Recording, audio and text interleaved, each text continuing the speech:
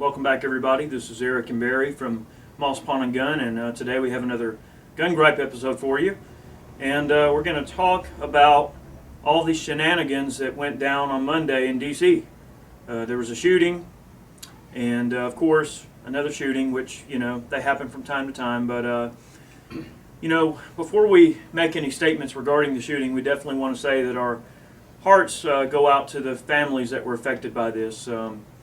Unfortunately, in this society that we live in today, a lot of people try to capitalize on a tragedy. And our government's no different. They've tried to capitalize on this tragedy in every way they can. But our hearts definitely go out to the families. We know that it's a very hard thing to accept, but we have to do our best to move on and support those people moving forward and to try to prevent these things from happening again. Barry, what are your thoughts on this? Well, the reason we wanted to do this, and Eric's going to post it pretty quick, is hot topic right now. Of course, when this thing went down, nobody really knew. All the time, the news gets it all mixed up. They said he had an AR-15. He had no AR-15. He had a Remington 870 that he had legally purchased in Virginia. A gun maybe similar to this one. That's an 870. And they think he had it hidden in his clothing, taken apart, and he put it together in the men's room. So here again, everybody knows it's illegal to carry a gun on a Navy base, and everybody knows it's illegal to start shooting people at random. But he didn't stop the man because he couldn't be stopped. Now, he had a long history of run-ins with the police all the way back to 2004.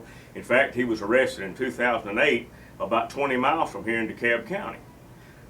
He got in a road rage incident with a fella and shot his tires out on his car and said he was in a anger-induced blackout.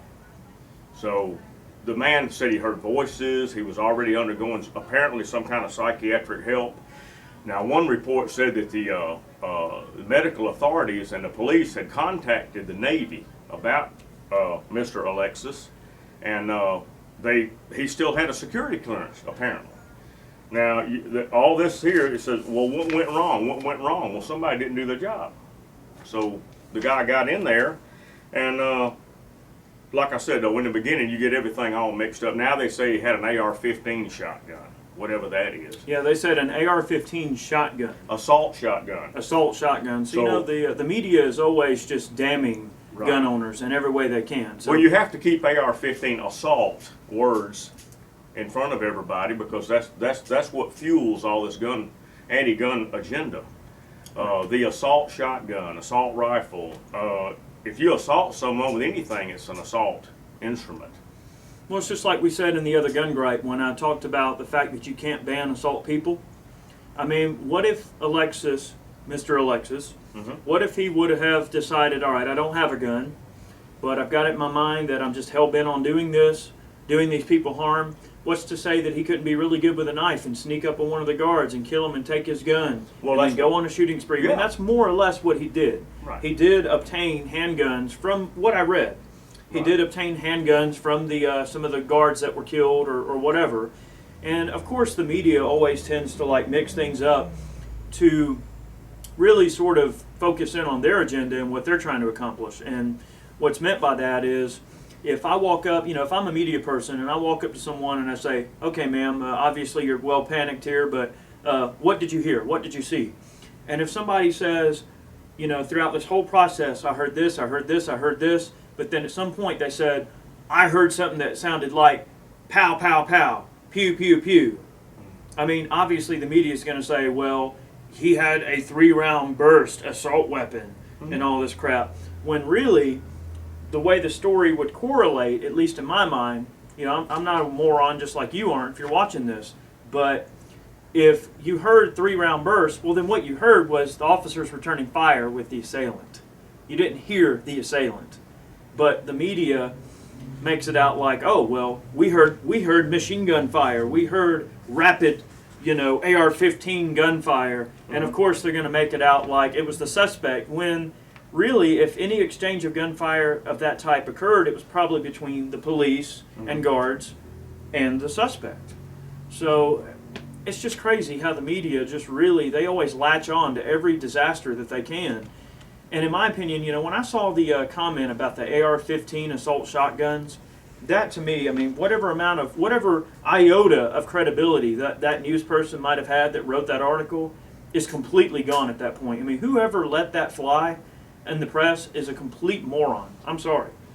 There's no such thing. Now, you got this ACDAL here.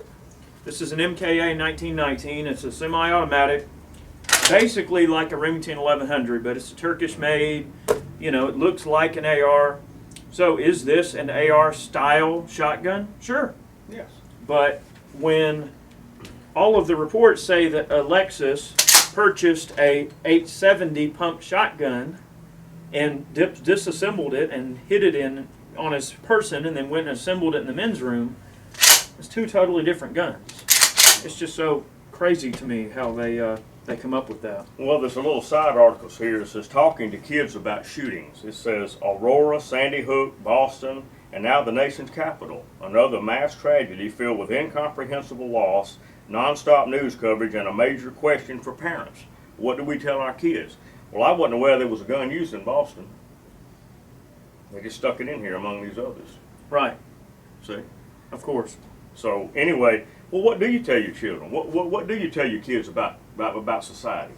You teach them how to shoot, and you teach them how to be a responsible gun owner. Well, you have to teach them to be aware and responsible citizens, and that's the problem now. Is that we don't have enough parenting in the country, and that's why people are just out on their own.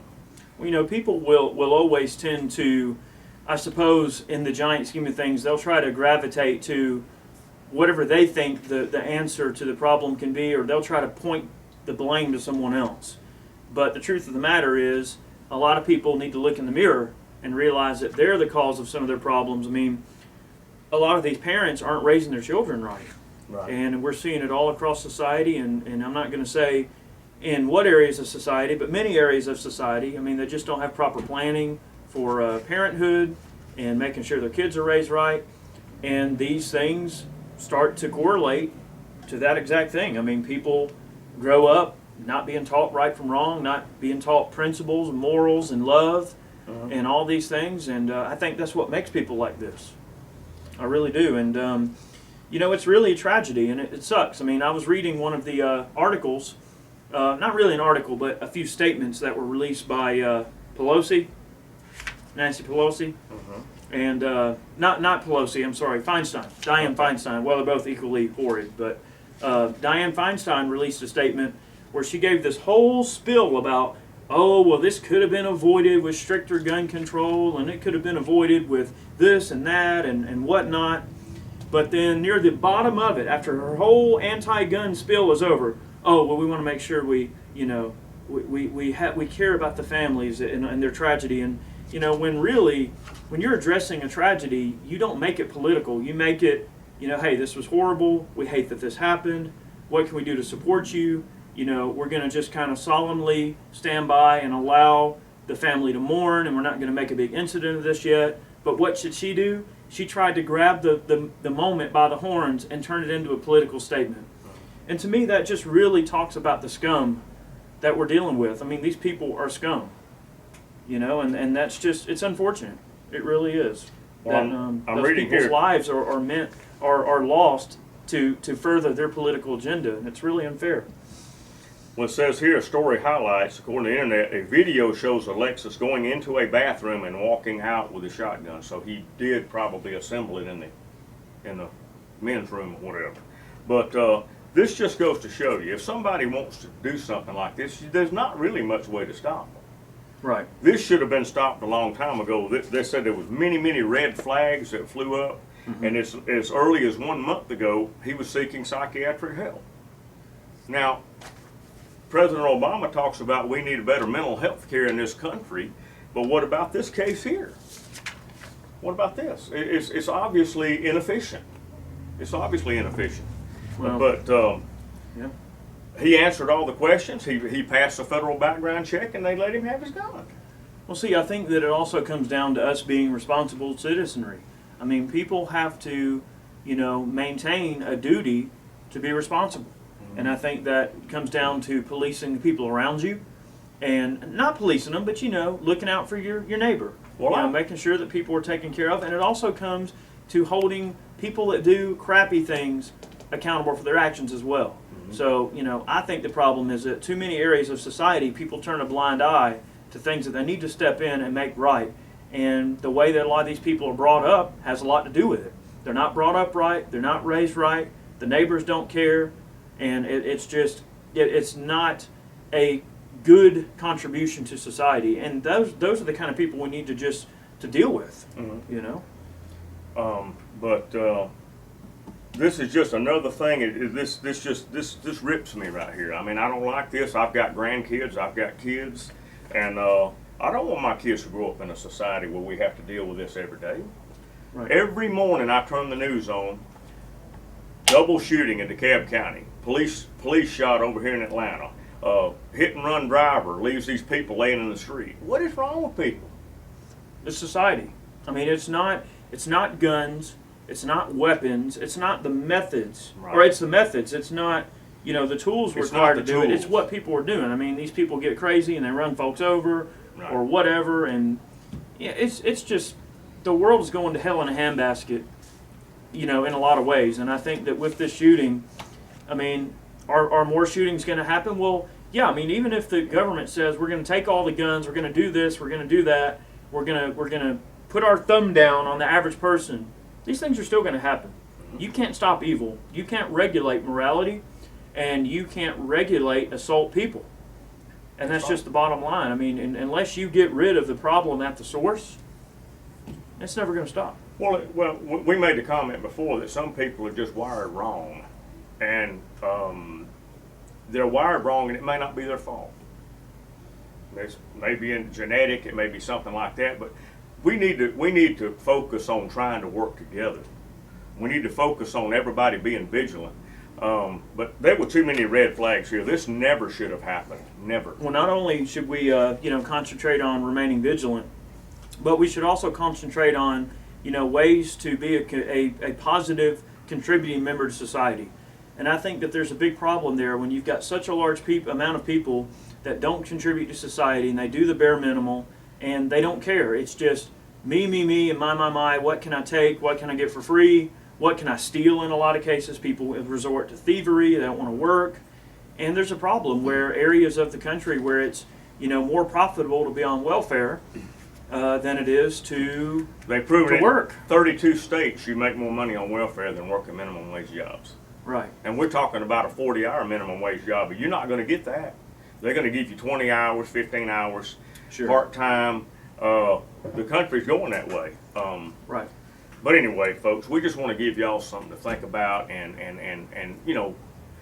listen to what we say and analyze it. You can like it or not like it or whatever. That's your prerogative to do that. But we just try to be honest with you. And again, this should never have happened. It could have been stopped on several levels. One thing that I would like to mention before we close today, Barry, is that also one thing to mention is that we're talking about a gun-free zone.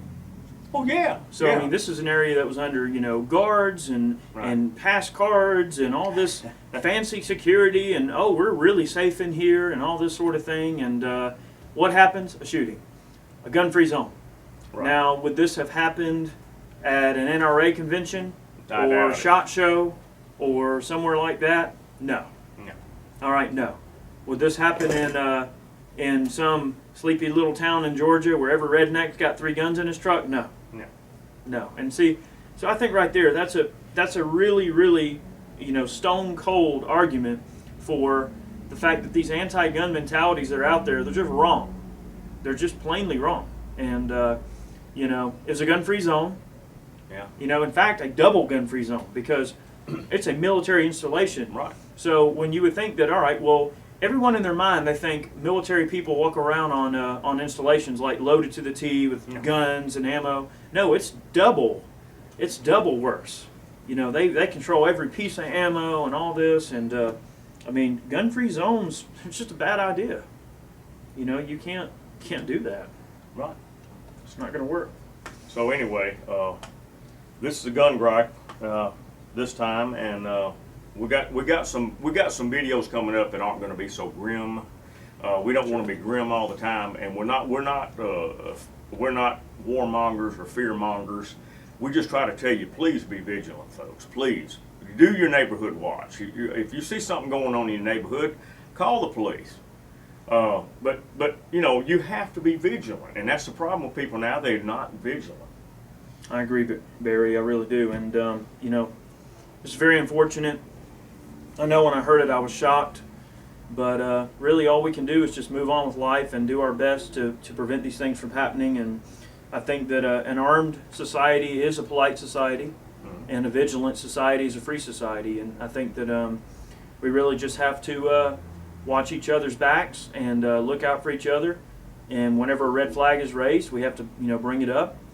And people really appreciate you watching the videos, and we have a lot more to come. We got some really awesome concepts coming that you guys are really going to enjoy. And yeah, we're going to do a lot of fun videos, and we're going to do, like I said, we're not going to be the Grim Reaper about this. Life has to go on, but we have to try to stop this in the future. Unfortunately, there's no way to stop it.